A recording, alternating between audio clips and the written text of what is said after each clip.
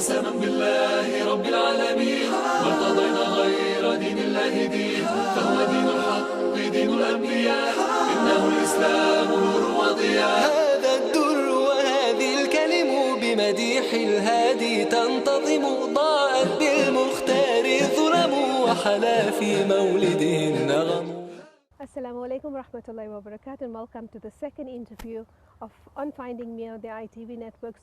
Today again with my guest Ndumiso Dladla, an individual I have mentioned previously, I'm saying it again, with an extraordinary mind, outstandingly, innovative in his thought, and very, very deep, so that when you listen to Ndumiso, you're forced to question. And I think, Ndumiso, thank you again once again for making yourself available, but I think maybe it's part of your profession. Philosophers ask questions and then they provoke questions, eh?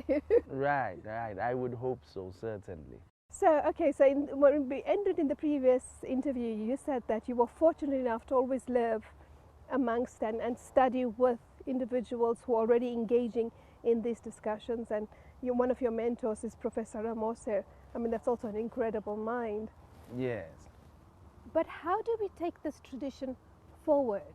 Because if I look at the South African university, if I look at the resistance from those who control and manage the universities, everybody's not fortunate like you, for instance, to find a Ramose, to go and search for somebody like him. Or students might not be fortunate enough to come and seek out Ndumiso, but there are maybe hundreds like you who have the potential, the capacity, the intelligence, the wisdom, the knowledge to share all of these traditions, this knowledge, this identity that makes you proud to be African, as reversed to the inferiority complex that many of the African students feel. How are we going to challenge this when the universities are pushing back all the time, preventing exactly this from happening? I think the situation in South Africa is anomalous because the people who created the problem of the exclusion of the indigenous people from the universities and the exclusion also of their experience and knowledge from the university were the same people who were given the responsibility after 1994 to undo that situation. This is anomalous even in logical terms, because those who stand to benefit from the unchanging nature of the situation are also given the responsibility to change that situation. These are the people that developed that system and continue to benefit from its lack of change.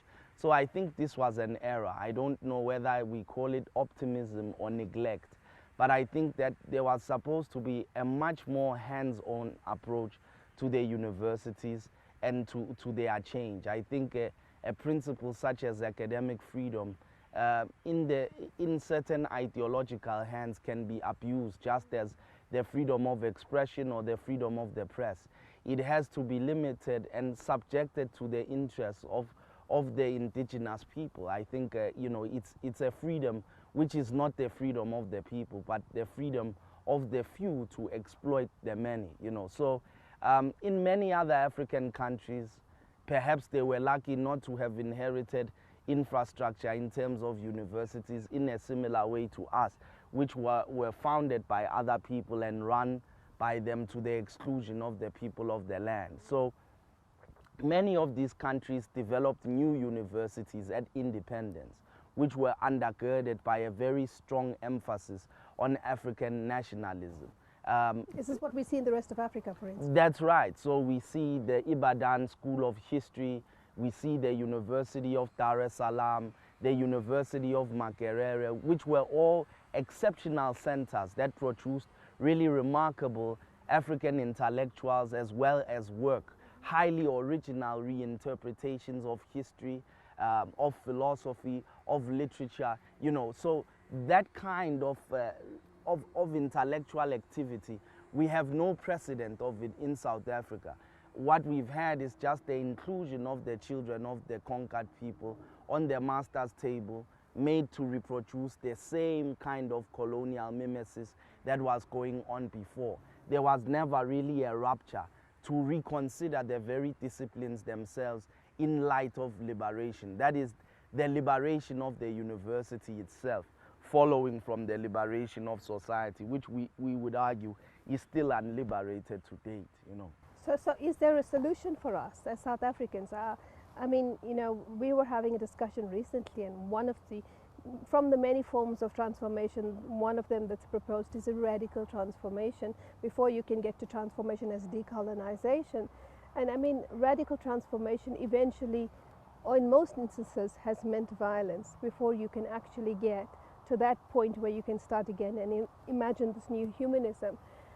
But my fear is that if we come to that point without being able to do this radical transformation without violence, the perpetual stereotype that is perpetrated against the black student will always be that you can only do things through violence. It's a catch-22 situation. Is there a way out? Well, I think, you know, the discourse on violence is peppered with a deep degree of hypocrisy. The problem is that South Africa is a country which has been unspeakably violent for more than 350 years. The very foundation of South Africa as a polity, as an entity, was the result of unspeakable violence. The so-called Anglo-Boer War, which established the Union of South Africa, was a war which killed and butchered a lot of the indigenous people themselves, who are not supposed parties of this war. And so the arrival of Van Riebeeck itself, you know, was a genocidal war which cost almost the entire population of Khoisan people. So the very establishment of the universities, the land which they are built on, is a story which is written in blood of those who wipe their hallways when the white students have gone and cleaned their toilets, and who have built those universities quite literally with their labor, you know. And so this is a story which is left outside of the university. A lot of the students who study at the universities themselves return to a serious and unethical violence that is called the township. You know, I mean, and I think township is really a euphemism for concentration camp. South Africa, I would argue, despite being celebrated for having averted a civil war in 1994, really is a place which is in a perpetual state of war. Many of our statistics of violence here at home are described as the highest in a place outside of war, highest rate of rape in a place outside of war, highest rate of murder in a place outside of war. The only problem with this description is that it assumes that there isn't a war. The problem is that instead of the war having been between the conqueror and the conquered people, it was actually internalized to eat its very victims themselves in the concentration camps they were placed in. And so all kinds of so-called black violence are represented as xenophobic violence, homophobic violence, misogynistic violence, but the underlying principle is that black people are placed in a historical and political condition that makes black life very cheap and easily available to violence. And that violence is extremely profitable for the white people and mainstream society that benefits from these labor concentration camps, which pass in these workers and pass them out. And this is tied to the history of the dispossession of land. So immediately these people who are usually dying in shack fires, who are beaten to death at the slightest provocation in their day-to-day lives, bring this situation onto the campus and burn a few books in the library. Suddenly, violence becomes the most unspeakable horror and sign of barbarism. When people are continually subjected by these very nice, green, serene places we stay in, they have an underside, which is continually the people that cut the grass, where they go back to. You know, in order for us to enjoy our peace, there's an unspeakable violence that is happening. So when the violence comes to the garden, it pierces this veil of hypocrisy which we safely live beyond. And so I think violence really is not something new. It's just that violence has been monopolized in a certain space and kept away from the rest of us. And when the violence we enjoy the fruits of suddenly comes into view, we are filled with disgust and horror. But I think this is hypocrisy which really must be confronted. If we are enemies of violence, then we should be concerned about the ethical problem of the existence of the township and what that means about our society. And is that now in a way linked to your whole critique of this liberal non-racialism concept as well? Because in speaking about the liberal racism that you feel, that you spoke about the two strands, the one was the conservative and one is the liberal, perhaps it is that through the pursuance of this liberal ideology, we forget about this violence, although we are made to believe that it doesn't exist. Right. I mean, so the point is that the liberals are happy with the blacks like me that sit on the grass and speak English with them. We can talk about Foucault together and see our common humanity, and that common humanity comes from my violent conversion through colonial education, through displacement, into becoming more like them. Then I can be accepted as a human So you've being. integrated into their Right. society. So if I follow the terms which they set for dialogue, then certainly we are supposed to be equals, and we are supposed to celebrate this progress of our having become equal. On the other hand, those people who are left out of this system, and as a result they are not able to speak the conqueror's language, or partake in his games of etiquette, and are portrayed as savages, as animals, as a threat, a problem which needs to be managed, without recognizing that these systems, I mean, they are coterminous. They create each other. We can only enjoy the one because the other one happens. So it's this hypocrisy. The conservative says, blacks are animals and so must live in animal conditions. The liberal one is much more hypocritical. More dangerous then also. I believe it is far more dangerous because it's not explicit. We have to go to a break, but when we come back, I want to bring this now to a full South African context on what is happening. We'll see you after the break. بمديح الهادي تنتظم ضاءت بالمختار الظلم وحلا في مولده النغم بمديح الهادي تنتظم ضاءت بالمختار الظلم وحلا في مولده النغم. Assalamu alaikum rahmatullah, and welcome to the second segment of the second interview today with Ndumiso Dladla. We're talking about the ideas and the philosophical understandings in his excellent book, Here is a Table. Now, Ndumiso, before we went into the break, you spoke about the liberal strand, which is far more dangerous.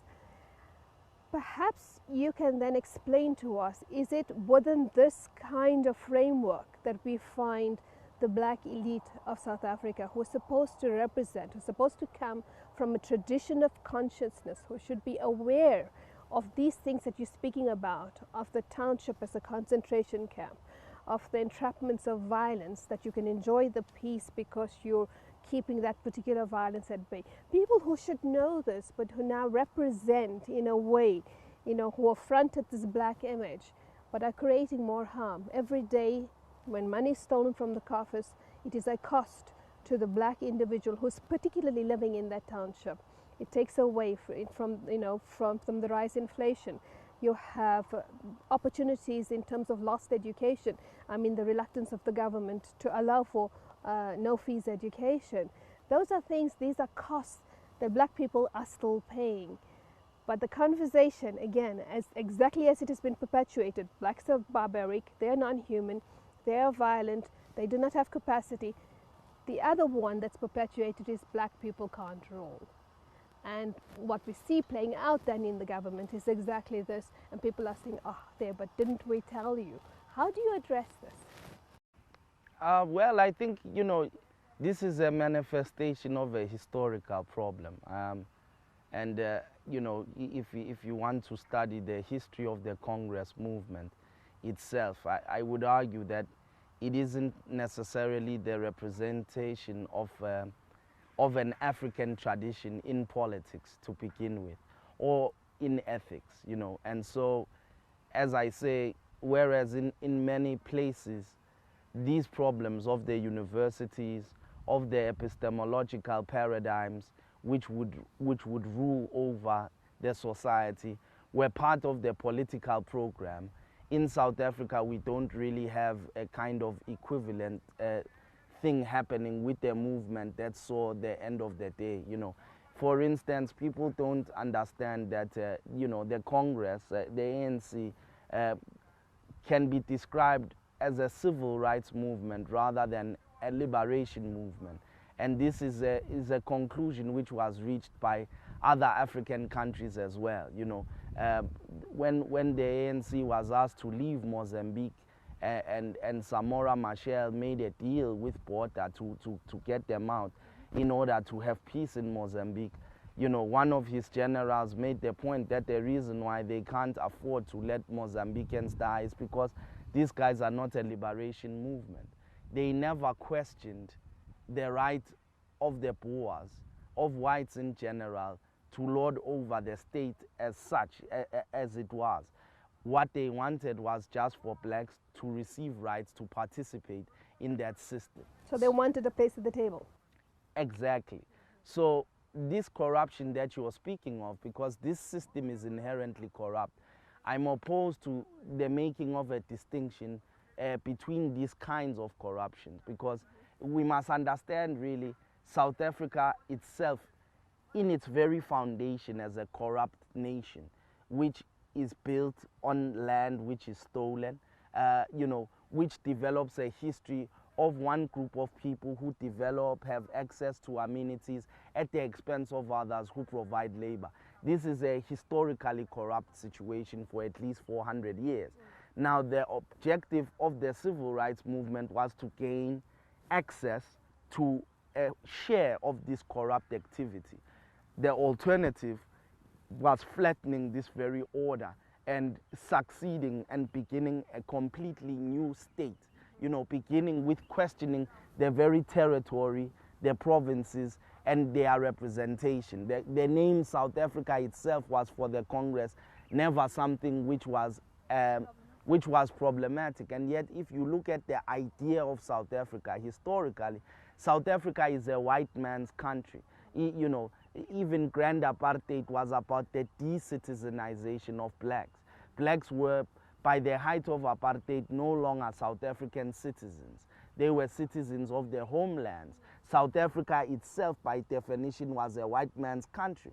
Now, was the objective to make blacks into South Africans, or to bring South Africa to an end? So what we are seeing now is the continuation of South Africa, which is a country in which those with power enjoy the subjugation of those without.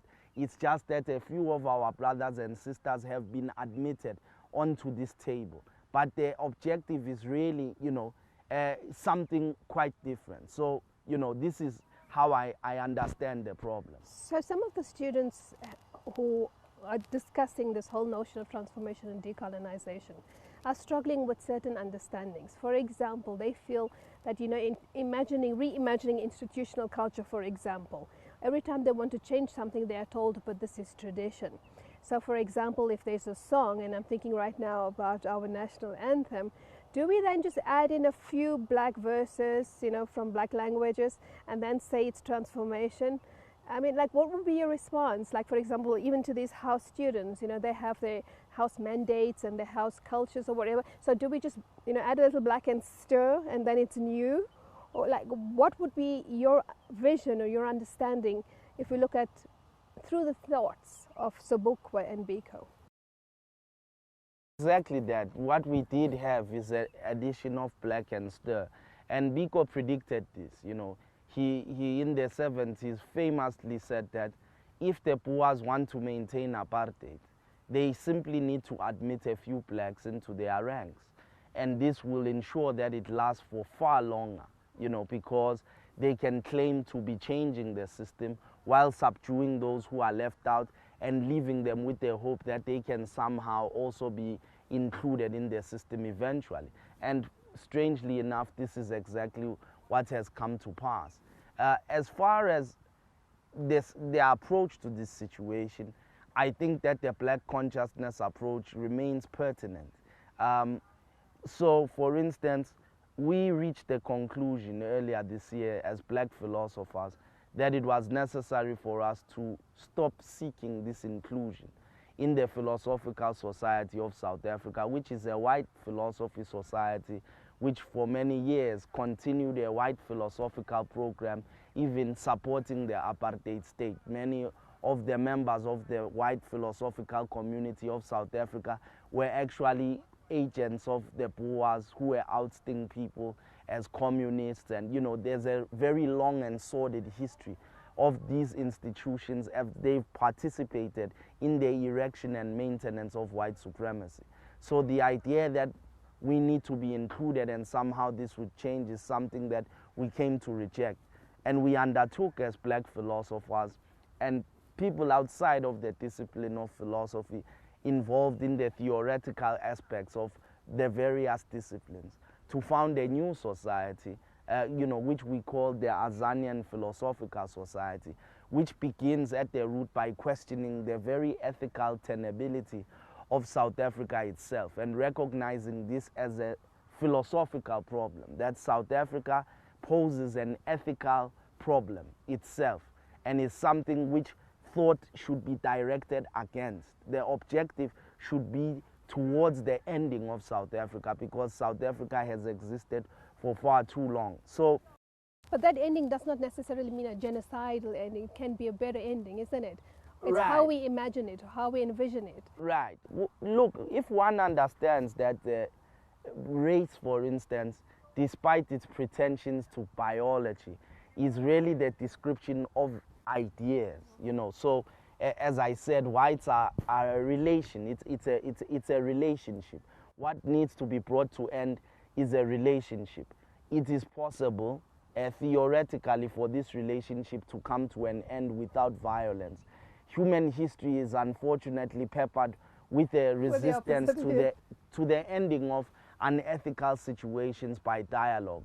But certainly, if something like the Constitution was dissolved, there isn't a reason why a democratically elected government with parliamentary supremacy shouldn't be able to undo this situation through a series of concerted decisions and bring this outstanding problem to an end. So it depends where the heart is eventually, isn't it? That's right. And I think what I want to raise with you very quickly, because we're out of time, is that you're speaking about this philosophical society in South Africa, but in your trips overseas, and especially in Europe, you encountered a totally different kind of mindset?